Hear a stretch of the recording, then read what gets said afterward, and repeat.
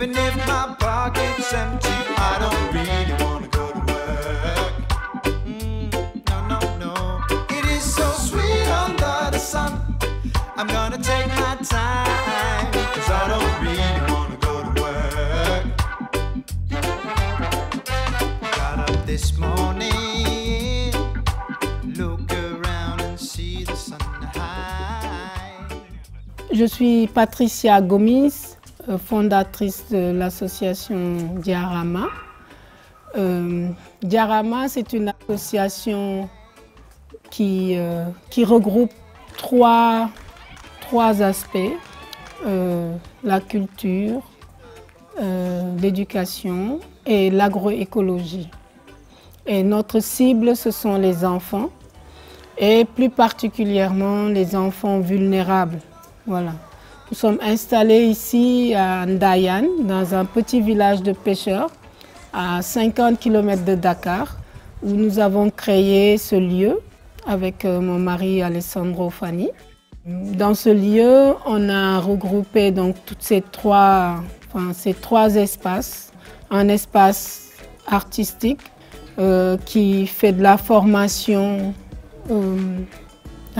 artistique, cirque, théâtre, marionnette, et un centre agroécologique avec un espace où les enfants peuvent faire des expérimentations avec leurs enseignants et des agronomes qui travaillent dans le centre.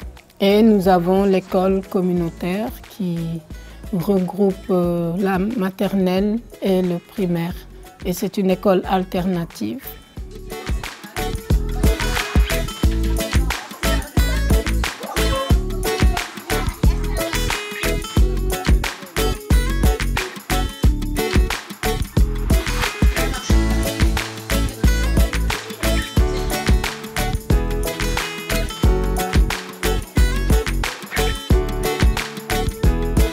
Sono Alessandro Fanni, membro fondatore dell'associazione Diarama. Mi occupo della parte finanziaria e dell'architettura. Ma Patrizia, che è mia moglie, aveva fatto una formazione qui da Gérard Chenet, che è un mecenate degli artisti, e ci piacque il luogo. Io sono una persona appassionata della natura e abbiamo deciso di prendere un terreno da queste parti e poi piano piano costruire quello che hai visto. Ci sono delle tecniche di climatizzazione naturale e poi utilizzando anche dei materiali naturali come la terra e la pietra. La struttura è completamente autonoma, c'è un sistema solare per l'energia elettrica, un pozzo e una pompa solare con una riserva d'acqua di 8.000 litri, quindi riusciamo a essere autonomi in questo senso. Il funzionamento è un po' basato come una comunità, quindi ogni membro che lavora qui a Diarama non è che percepisce un salario vero e proprio, ma dei rimborsi spese più che altro. E quindi è un'economia circolare che fa sì che non ci servono molte risorse per far andare avanti la struttura. Poi facciamo delle attività comunque che fanno avere un po' di entrate per poter sussistere. Et je suis membre de l'association Diarama. Je suis arrivée à l'association Diarama en 2014, quand on a décidé de créer l'école du Dialao au sein de l'association. On était un groupe d'amis et on a décidé de créer une école différente. Donc on a rejoint l'association et Patricia Gomis. L'association existait déjà depuis 2005. Elle s'était installée sur ce lieu ici à Ndayan. Et après différentes conversations qu'on avait eues avec Patricia, qui avait du mal à scolariser ses enfants dans la zone ici du Dialao, on a décidé d'essayer de créer une école qui correspondait à nos valeurs et à notre vision. Voilà, donc on s'est réunis en 2014, je pense, au mois de juin. Et on a décidé de ne pas laisser traîner, bien qu'on n'avait rien, on n'avait pas de moyens, on n'avait pas de local, on n'avait rien du tout. Mais on a décidé d'ouvrir l'école quand même avec ce qu'on avait. On a ouvert donc au mois de septembre 2014. Donc comme on voulait avoir un local pour l'école dans le village, on n'a pas pu avoir de local. Donc on a décidé de faire l'école ici chez Patricia et Alessandro sur leur terrain, sur le site de l'association Diarama, dans un local qu'ils ont mis à la disposition de l'école. Et on a commencé avec 6 élèves. 6 élèves de Toubab Dialaho. Le début n'était pas facile. On n'avait pas de moyens pour transporter les enfants. Le site étant un petit peu éloigné du village, il fallait organiser un transport scolaire. Donc au début, on a tout essayé, les vieilles bagnoles, les charrettes. Tous les moyens ont été bons pour transporter les élèves. Et donc on a créé cette école avec plusieurs objectifs. D'abord, on voulait tout simplement que les enfants soient heureux à l'école. On voulait que les enfants soient bien dans notre école. On ne voulait pas que les enfants aient peur d'aller à l'école à cause des châtiments corporels qui sont encore très répandus dans les écoles au Sénégal, par exemple. On voulait que les enfants se sentent dans de bonnes conditions pour apprendre, chacun avec ses capacités, et qu'ils sachent aussi être en harmonie avec la nature. Donc c'était aussi une chose très importante pour nous.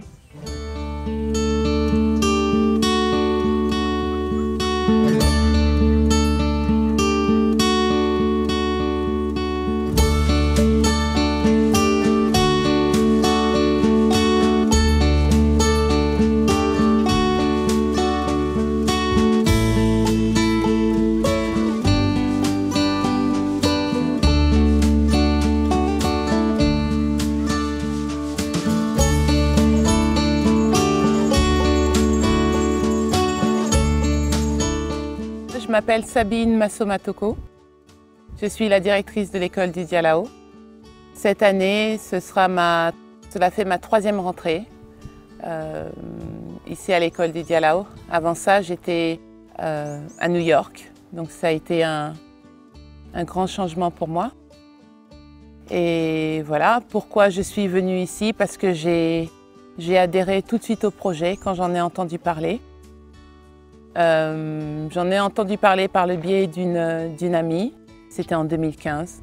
Et donc c'était ce projet d'école qu'un petit groupe de parents, insatisfaits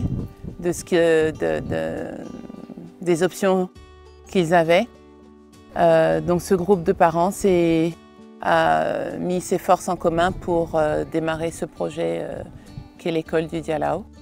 Et donc déjà, depuis New York, je suivais un peu de loin.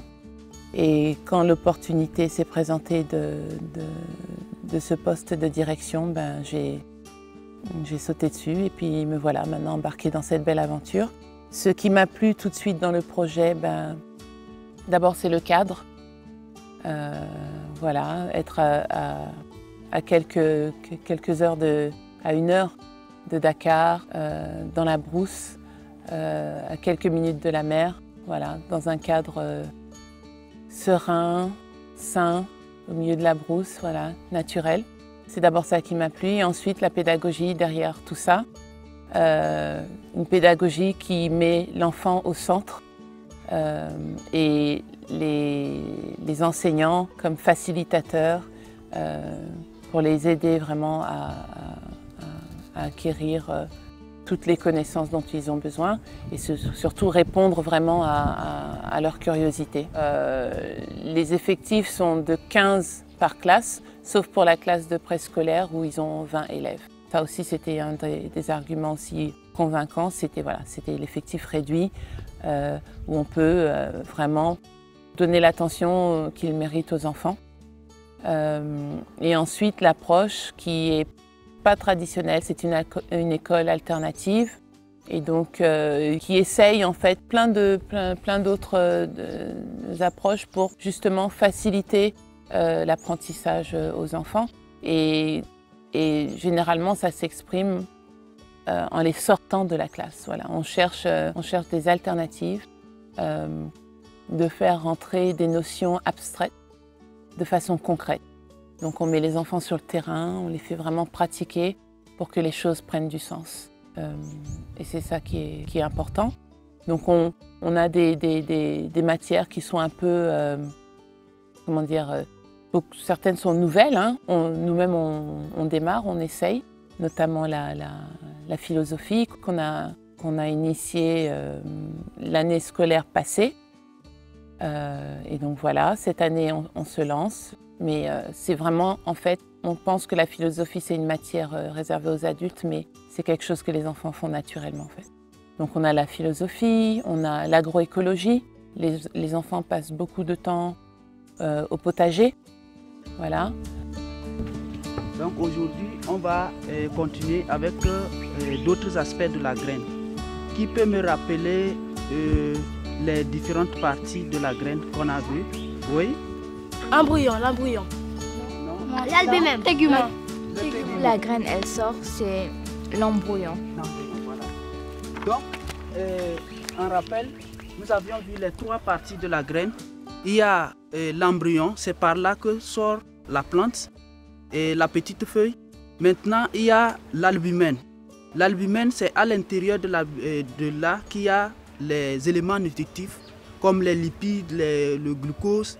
Et une fois qu'on sème la graine, quand la graine imbibe, boit de l'eau, après les éléments qui se trouvent à l'intérieur vont se solubiliser. Et c'est ça, dans un premier temps, 3 à quelques temps, ce sont ces éléments nutritifs qui vont nourrir la petite planture qui vient de sortir. On avait fait la coupe d'une graine du haricot et on a vu qu'il y avait une enveloppe qui s'appelait le tégument et c'est ça qui protège la graine. Donc une fois qu'on arrose, l'eau va pénétrer à l'intérieur de la graine et le processus de germination va être déclenché. Voilà, ça ce sont des graines de l'arachide. Donc pour toute reproduction, ça part de là. Donc vous allez passer à tour de rôle. Observez, ça c'est la graine de l'arachide, c'est une légumineuse. Ça c'est la graine de l'arachide. Voilà, vous pouvez aussi observer. Donc c'est toujours ça, observez et dites-moi où est-ce que vous trouvez l'embryon. Qui voit? Oui, toi? Il est là. Il est là? Waouh! Il est là. C'est ça, exactement. C'est là où il est là aussi. Voilà. Dans l'albumen, qui a tous ces éléments nutritifs, oui. C'est quoi comme graine? Du haricot. Oui. Voilà.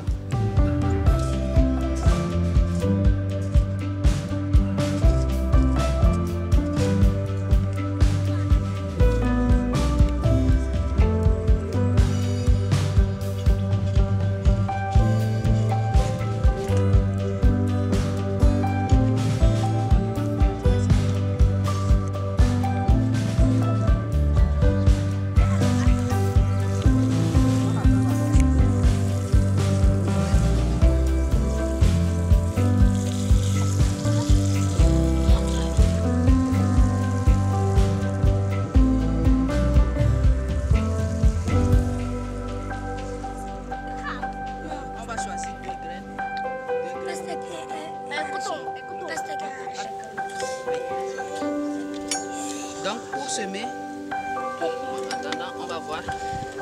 C'est là?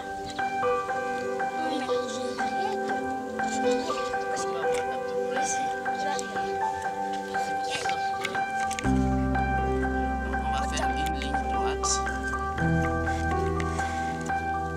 Une ligne droite. Et celui-ci?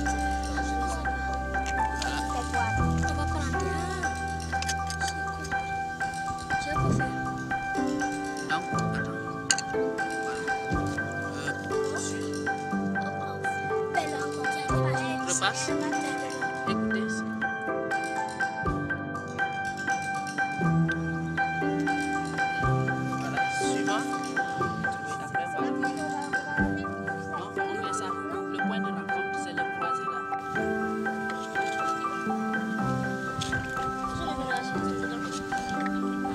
Donc c'est la trouaison, on fait quelques petits, voilà. Là, oui. Tu marques. Oui. Après on fait. C'est bon, ne faut pas trop tasser.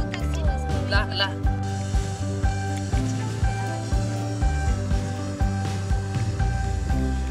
C'est bon. Au théâtre.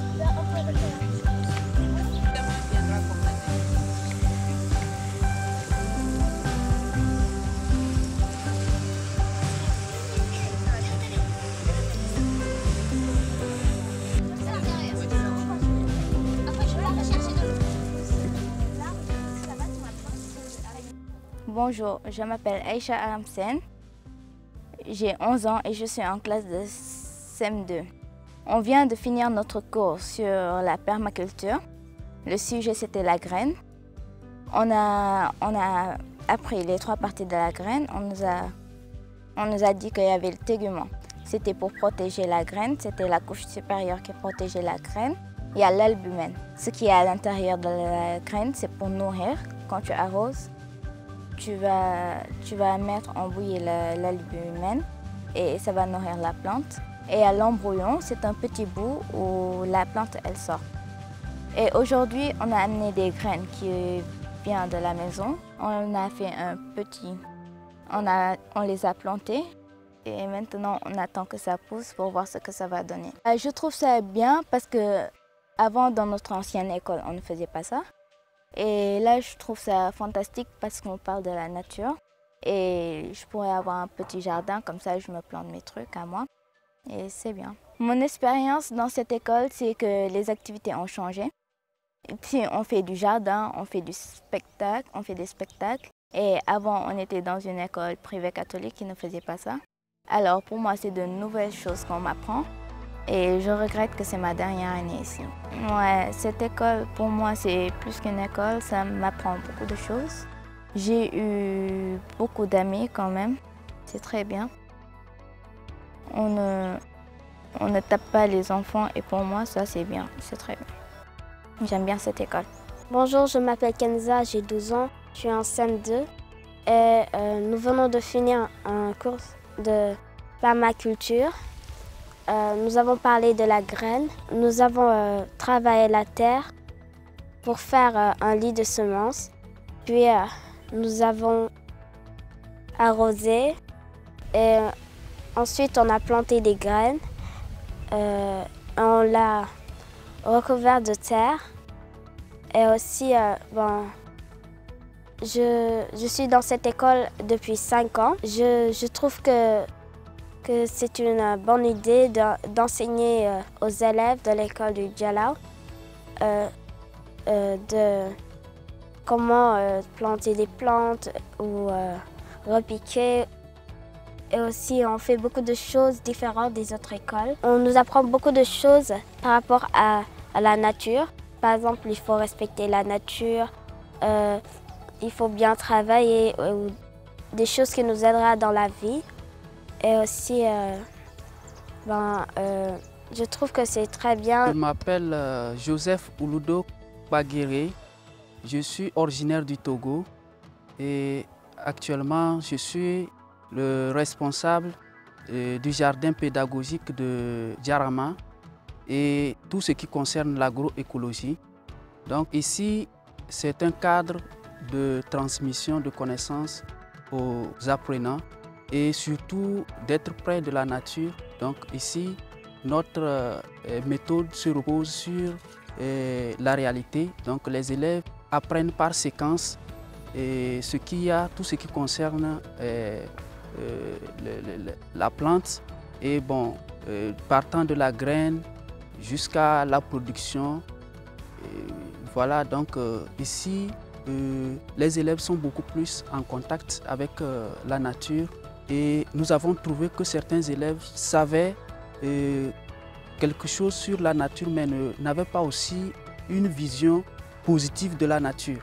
Et donc ici, le respect de la nature, le fait de rappeler aux élèves l'importance d'être toujours en contact avec la nature a démontré un peu aux élèves cette envie de pouvoir aimer les plantes, de pouvoir faire avec ce qu'on a localement avant de pouvoir faire autre chose. Donc nous avons vu des élèves qui ont commencé par s'intéresser beaucoup aux plantes, des élèves qui s'intéressent beaucoup plus aussi au travail de l'agriculture. Ici à l'école du Dialao, c'est le toucher du doigt à la réalité. Donc les élèves et les enseignants ensemble, nous travaillons, nous faisons de la théorie pratique ou les deux couplés en même temps par séquence.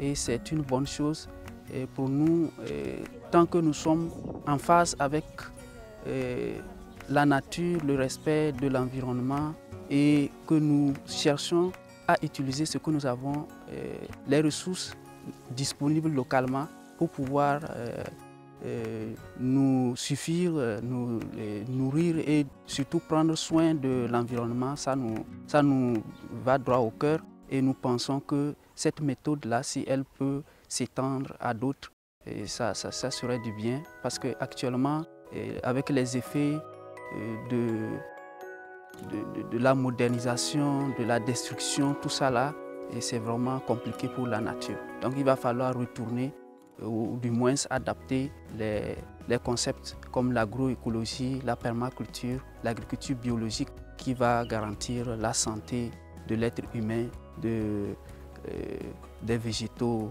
et des plantes et tout ce qui va. En fait, le monde, c'est du vivant, c'est tout un ensemble, tout est lié. Et donc, c'est sur cette base que nous sommes en train de vouloir évoluer. Ouais.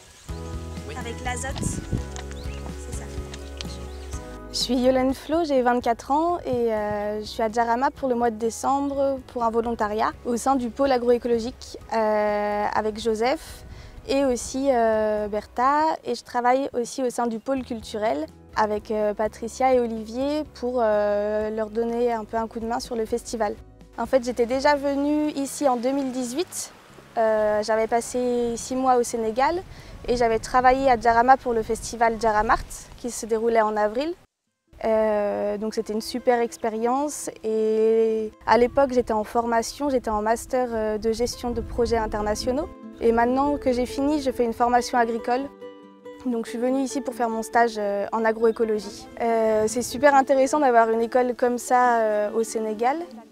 Moi je suis française et déjà en France il y en a quelques-unes, des écoles alternatives, mais ça représentera jamais autant d'écoles que les écoles classiques, ça c'est sûr.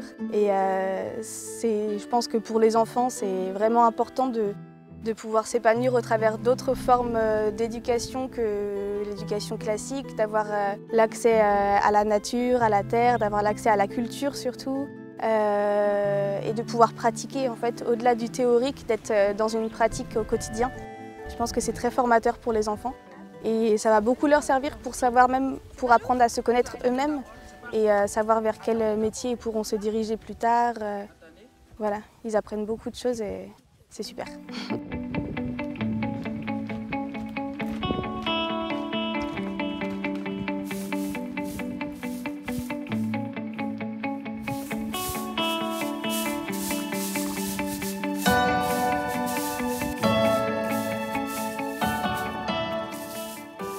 On a beaucoup de moringa à Jarama, donc on l'a récolté, on récolte les feuilles de l'arbre et ensuite on les met à sécher ici pendant quelques jours, à l'ombre de préférence. On retourne les feuilles, on les mélange pour que tout soit bien homogène et ensuite on va les piler. On va faire de la poudre de moringa. Ensuite on pourra la vendre au marché Biodiala ou aux gens de passage, etc. Donc moringa c'est le never die. Alors là, je sais que ça peut être bon pour la peau. On fait des savons aussi à la moringa. C'est bon pour la digestion. J'imagine que c'est une plante qui a 1000 vertus si on l'appelle never die. Ça contribue aussi à diminuer l'hypertension. Contre le diabète, ça baisse le taux de sucre. Et voilà, c'est une plante qui a beaucoup de vertus. Oui, je suis venue ici, là c'est dans le cadre d'un stage, donc c'est pour me former en agroécologie, mais étant donné que j'ai des expériences en France, j'apporte des choses aussi et c'est très intéressant d'en parler avec Joseph ou avec Bertha. Voilà, chacun s'apprend ses techniques et selon les cultures qu'on va mettre en place. Là par exemple, il y a des fraises, c'est une culture qu'on fait beaucoup en France, un peu moins au Sénégal, donc j'ai des choses à leur apporter. Voilà, j'apprends plein de choses et ils apprennent plein de choses, donc c'est super. Djarama, c'est un lieu qui est très vivant, dans lequel il y a beaucoup de passages. Déjà, il y a les élèves qui sont là tous les jours. En ce moment, il y a donc les élèves de l'école. En ce moment, il y a la formation de Yakar.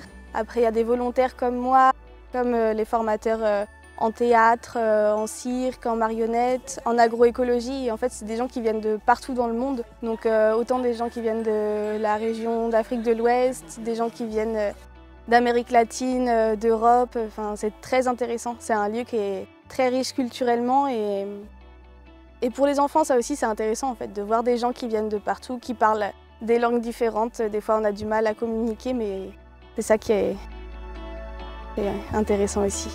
Donc, une de mes plus grandes satisfactions depuis que je suis là, c'est de voir que les enfants reproduisent à la maison ce que l'on leur enseigne à l'école.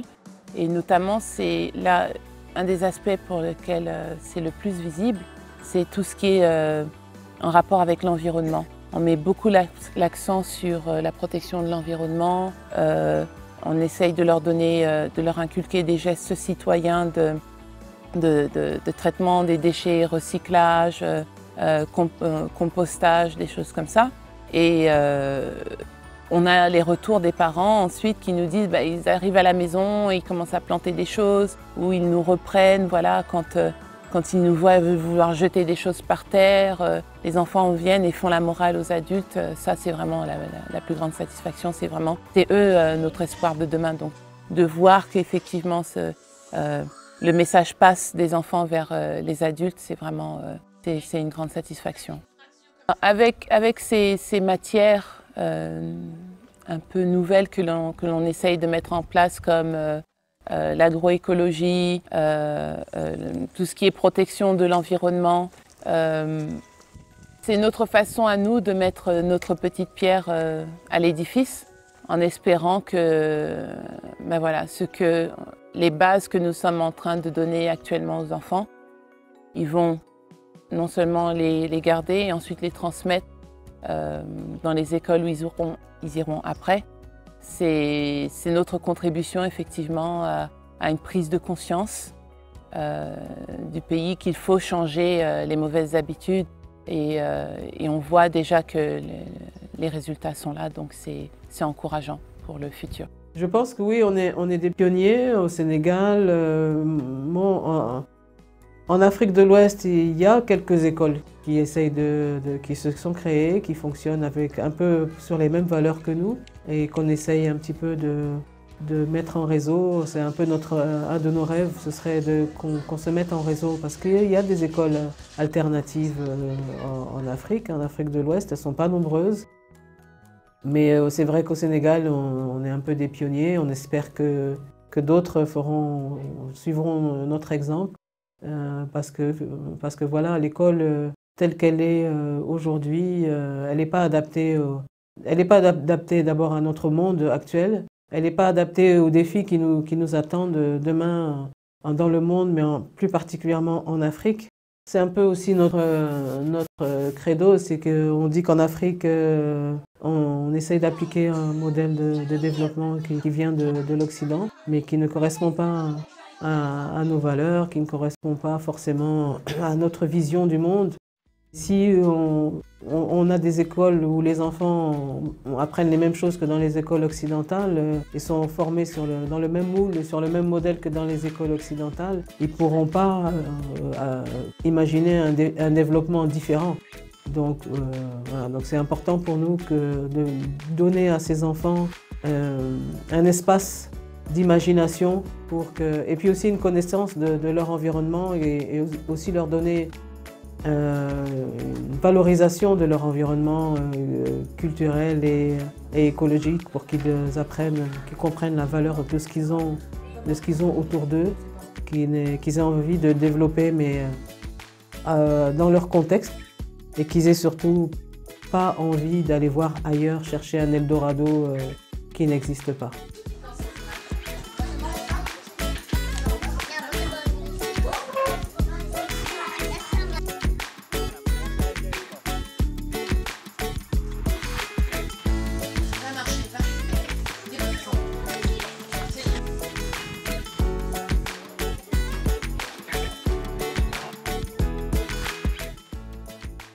Je suis au Sénégal depuis une vingtaine d'années et je suis une des fondatrices, un des membres fondateurs de l'école du Dialao et je suis la coordinatrice pédagogique. J'ai aussi une classe de niveau CICP. Dans notre école, on a fait le choix de pratiquer des pédagogies dites alternatives. Ça veut dire qu'on essaie de faire les choses différemment. On pense que le temps change, les enfants changent, le monde change, donc on pense que l'enseignement aussi doit se faire différemment. Évidemment, on n'a rien inventé, on s'inspire de différents courants, de différents pédagogues, des gens qui ont réfléchi, qui ont observé les enfants et on essaie d'intégrer tout ça dans le programme sénégalais parce qu'on fait le programme sénégalais. Donc le contenu, c'est le programme. Maintenant, ce qui diffère, c'est l'approche. Tout ça en ayant bien observé comment fonctionnent les enfants. On sait que les enfants, ils ont des besoins. On sait que les enfants, ils ont des âges différents. On sait que les enfants, ils apprennent, ils ont des intelligences différentes. On sait que les enfants ont besoin de bouger. On sait que les enfants ont besoin de créer. Donc, on intègre tous ces éléments pour pratiquer notre enseignement. Ce qui veut dire quoi au concret? Au concret, ça veut dire, comme vous voyez dans la classe, beaucoup de manipulation. On part du concret avant d'aller vers l'abstraction. Et aussi, ça veut dire quoi? Ça veut dire que chaque enfant fait un travail différent, chacun a son rythme. Donc, les pédagogies alternatives tiennent compte du rythme de l'enfant. Il y en a un qui va avancer très vite, l'autre qui va avancer comme une tortue. On en tient compte et on s'adapte à l'enfant. Ce n'est pas à l'enfant de s'adapter, rentrer dans la case du programme. C'est à nous, en fait, de nous adapter au rythme et à l'intelligence et à la sensibilité de chaque enfant. Ce qui fait que on peut suivre comme ça le rythme de chacun. Chacun progresse à son niveau. Et nous, les enseignants, on est vraiment on observe et on accompagne l'enfant. On essaye aussi de le rendre autonome, c'est-à-dire qu'il va pouvoir choisir. On sait qu'un enfant, il a très envie d'écrire. Au lieu de lui dire non, c'est pas l'heure de l'écriture, c'est pas sur le programme, c'est pas l'emploi du temps. Si c'est ça qu'il a envie, ça veut dire qu'il en a besoin, ça veut dire qu'il va avancer très vite à ce niveau-là. Donc on le laisse choisir en faisant attention, bien sûr, qu'il ne va pas faire la même chose pendant 3 mois, mais encore que dans certaines pédagogies alternatives, on peut laisser l'enfant faire la même activité pendant 2 mois. Ça veut dire que son cerveau est prêt pour ça, il en a besoin, il peut apprendre à lire en 2 mois, même s'il a 3 ans. Donc, c'est un peu compliqué parce qu'il y a le programme, on essaie de faire entrer des ronds dans des carrés, c'est difficile, mais c'est les pédagogies alternatives appliquées au programme sénégalais, c'est un peu la difficulté. Salve, io mi chiamo Audrey Jacques, sono francese e vivo qui in Senegal da 2 mesi. È la terza volta che vengo in Senegal. Questa volta sono venuta per questo progetto educativo in questa scuola meravigliosa in cui i bambini stanno vicino agli alberi, possono uscire, scoprire come crescono le piante, loro stesso seminano con diversi semi, imparano diverse specie e in classe continuiamo il lavoro pedagogico, loro imparano francese, matematica, con delle attività ludiche. Per esempio qui vedete un'attività che permette di imparare le cifre. Lei sta contando, adesso sta arrivando a 586 e praticamente potrebbe continuare fino all'infinito. Con tutto questo materiale cerchiamo di insegnare ai bambini in un modo, diciamo, più creativo. Io stessa sto imparando perché prima facevo la formatrice per gli adulti e adesso diciamo che è un campo di formazione anche per me. Tenere la calma, anche se i bambini si possono muovere nella classe, sono solo in 13, ma è un lavoro molto intenso perché si cerca di accompagnarli individualmente e quindi di aiutarli.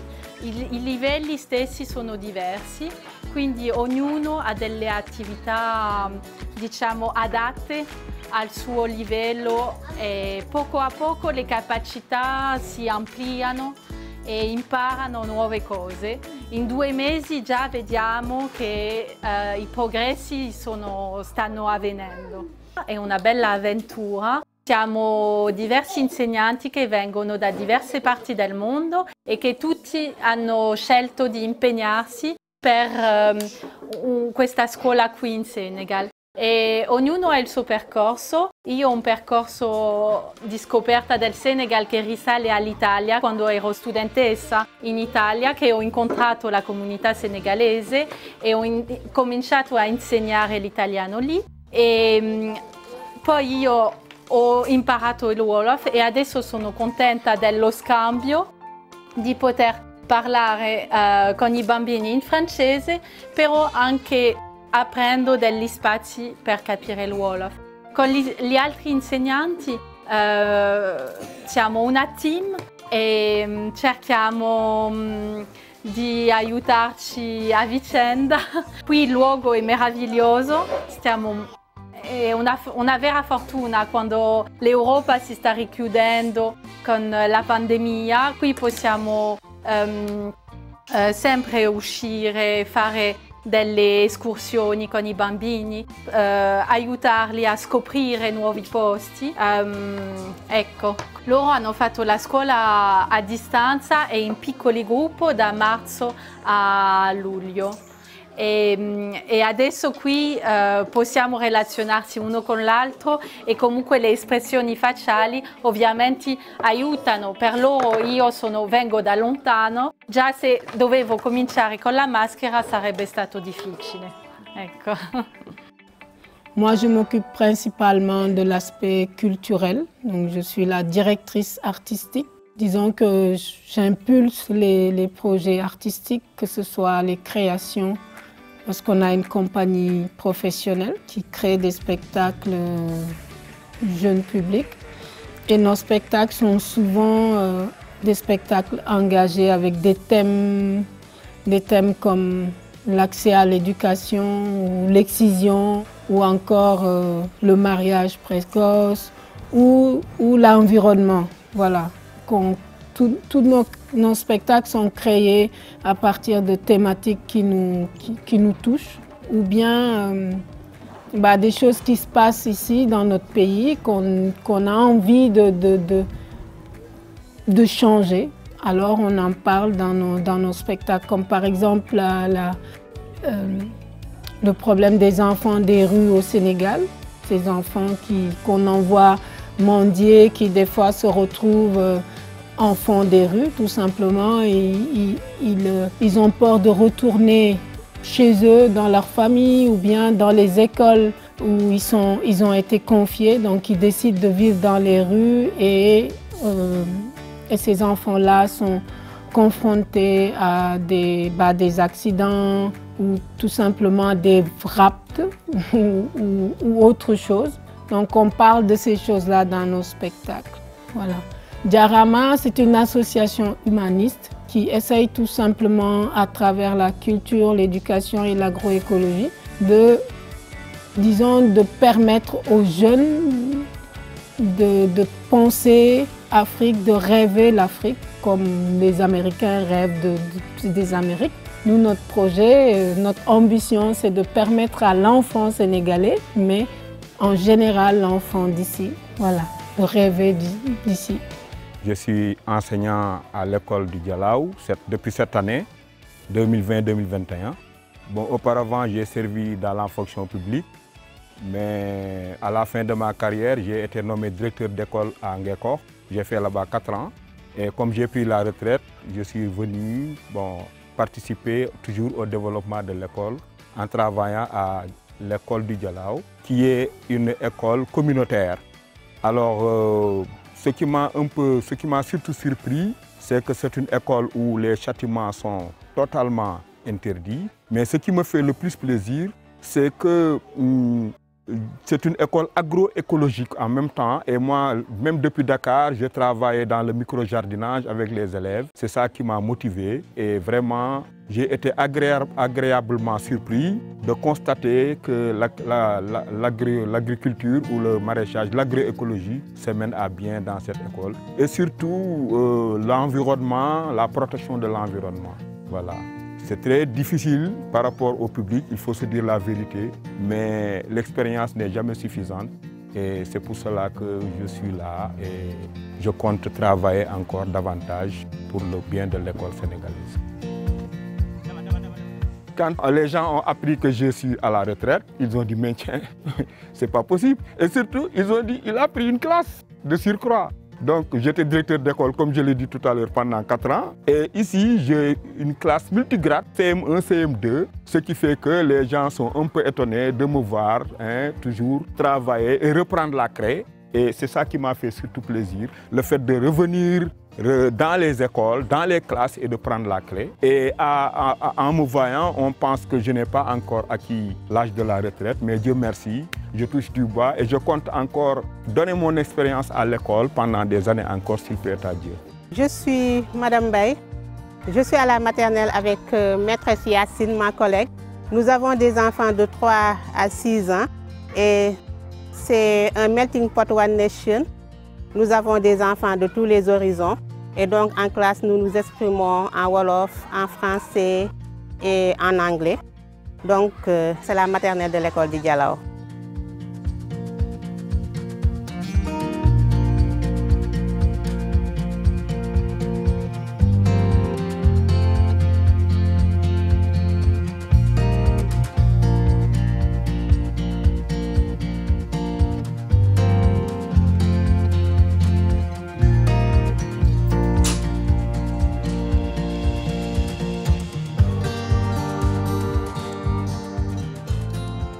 Donc, je suis administrateur et chargé de programme à l'association Jarama. Donc on a chargé de programme culturel, principalement la partie culturelle de l'association. Donc dans ce domaine, on a différentes activités. On fait de la diffusion de spectacles. On a également un festival d'art de rue, le festival Jarama, qui est biennal. Et puis on a une compagnie également de spectacles jeune public, qui est la compagnie de Jarama, qui est reconnue internationalement et qui tourne partout dans le monde.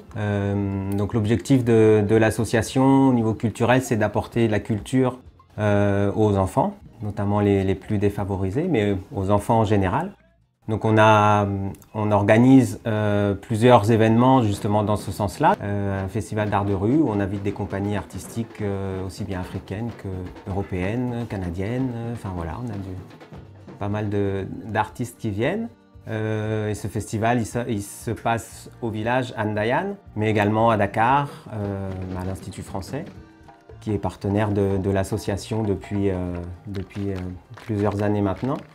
La dernière création de la compagnie s'appelle Petit Bout de Bois, qui parle des enfants des rues. Donc voilà, c'est toujours des spectacles assez engagés, mais accessibles au jeune public par un médium qu'on utilise beaucoup, c'est la marionnette. Voilà. Donc on est également diffuseur de spectacles. On diffuse des spectacles jeune public. Donc on reçoit des compagnies, pareil, européennes, africaines, voilà, de tout horizon. Et on les programme, ils sont là sur une dizaine de jours, et on les programme dans des écoles, on leur organise une tournée.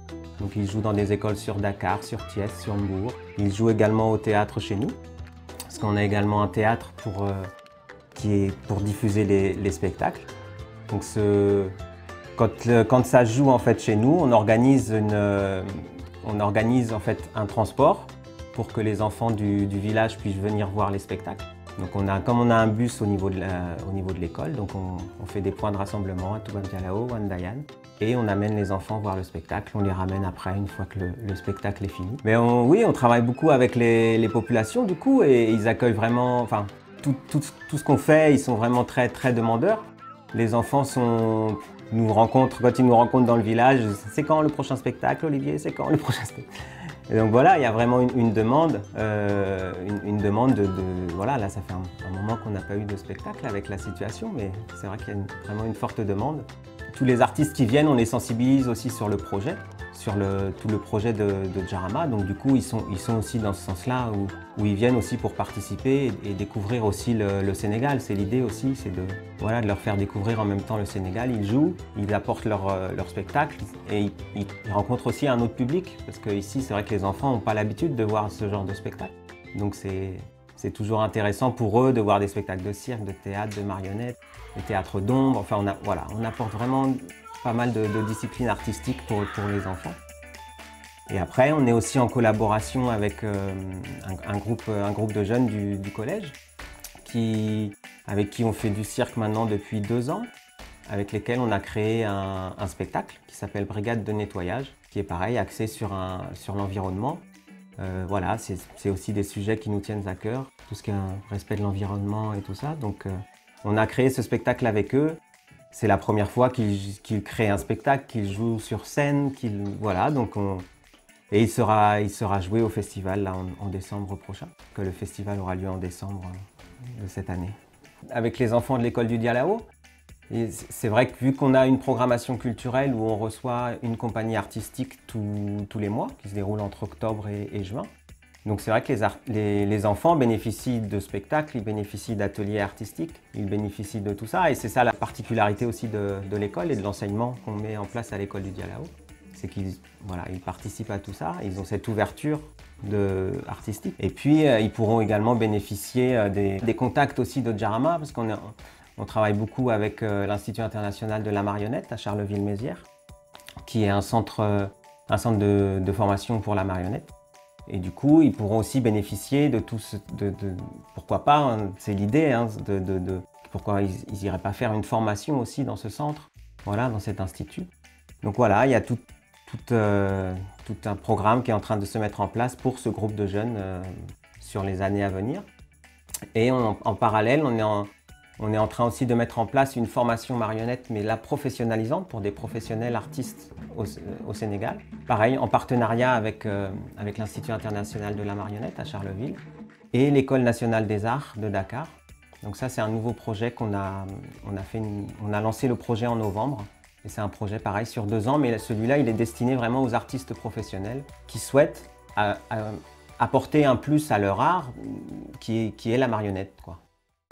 J'habite à Ndayan, mon fils fréquente l'école de Dialao, il s'appelle Babacar Diouf. Ça fait 3 ans qu'il est dans l'école et c'est un plaisir que j'ai fait ce soir de l'amener à l'école de Dialao. Vu la présentation de l'école, le développement de l'école, j'ai choisi cette école parce que et je n'ai pas regretté d'avoir choisi cette école. C'est très très important. Par rapport aux autres élèves, ce n'est pas pareil du tout. Avec l'expérience que nos enfants rapportent de l'école, nous-mêmes on en tire des intérêts parce qu'on apprend en même temps avec ces enfants. Par exemple, ils viennent à la maison, je jette un papier, ils me disent non, non, non maman, ça ne se fait pas, ça, tu le mets à la poubelle. Parce qu'après tu vas le ramasser et tu vas balayer encore. Et ça c'est vraiment très très très important. La propriété qu'on les apprend, la nature. Ils me disent que la nature est très très importante maman. Il ne faut pas détruire la nature. Tout ça on nous les apprend à l'école. Et c'est super, c'est formidable. Nous avons des enfants d'origines diverses et je pense que ça contribue, ça facilite aussi l'apprentissage justement de se retrouver à communiquer dans différentes langues, d'entendre d'autres langues, de partager nos cultures diverses. Je pense que ça aide à l'ouverture d'esprit qu'il faut avoir fondamentalement pour pouvoir ensuite changer les choses. Donc comme on sait, les enfants ils absorbent, on fait l'enseignement des cours en français. Mais on sait que dès qu'ils sont en temps libre, en situation de jeu, c'est la langue maternelle qui reprend le dessus. Mais langue maternelle, ici, on trouve du Wolof, on trouve de l'anglais, on a des petits italiens, il y a beaucoup de langues. Et c'est ça aussi qui fait la beauté de l'école.